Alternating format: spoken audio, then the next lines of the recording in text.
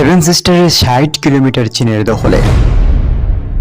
ভারতের উত্তর পূর্বাঞ্চলের সেভেন সিস্টার রাজ্যগুলো যা আসাম, মেঘালয়, মণিপুর, মিজোরাম, নাগাল্যান্ড, ত্রিপুরা এবং অরুণাচল প্রদেশ নিয়ে গঠিত।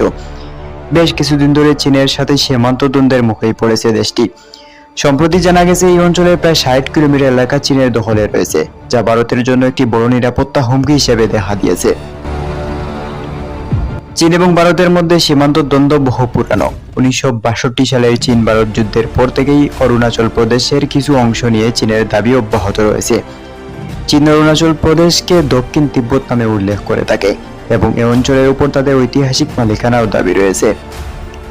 ভারতীয় সামরিক সূত্র অনুযায়ী চীন সম্প্রতি সেভেন সিস্টারের উত্তরাঞ্চলের কিছু এলাকায় সেনা মোতায়েন করেছে এবং অবকাঠামো নির্মাণে সক্রিয় রয়েছে। ৬০ কিলোমিটার এলাকা জুড়ে তারা তাদের শক্তি বৃদ্ধি করেছে, যা দুই দেশের মধ্যে উত্তেজনা বাড়িয়ে তুলেছে। ভারতের সীমান্তবর্তী এলাকাগুলোতে চীনের রাস্তা, বাংকার ও সামরিক স্থাপনা নির্মাণের বিষয়টি উদ্বেগজনক।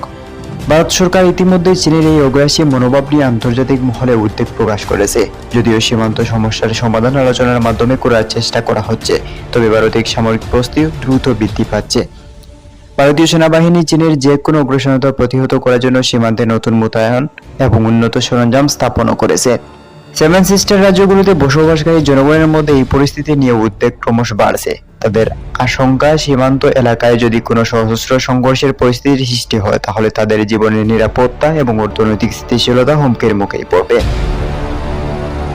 আন্তর্জাতিক মহল, বিশেষ করে যুক্তরাষ্ট্র, রাশিয়া এবং ইউরোপীয় দেশগুলো সীমান্ত দ্বন্দ্বের এই উত্তেজনার দিকে নজর রাখছে। ভারতের সাথে কৌশলগত সম্পর্ক থাকা দেশগুলো ভারতের পক্ষে সমর্থন প্রকাশ করেছে, তবে চীনের সাথে অর্থনৈতিক এবং রাজনৈতিক সম্পর্ক বজায় রাখতে চাইলেও অনেক দেশ চীনের সীমান্ত অগ্রাসনের ব্যাপারে উদ্বেগ প্রকাশ করছে। সেভেন সিস্টারের ৬০ কিলোমিটার এলাকায় চীনের দখলে চলে যাওয়ায় ভারতীয় ভূখণ্ডের সার্বভৌমত্বের জন্য একটি বড় হুমকি হয়ে দাঁড়িয়েছে।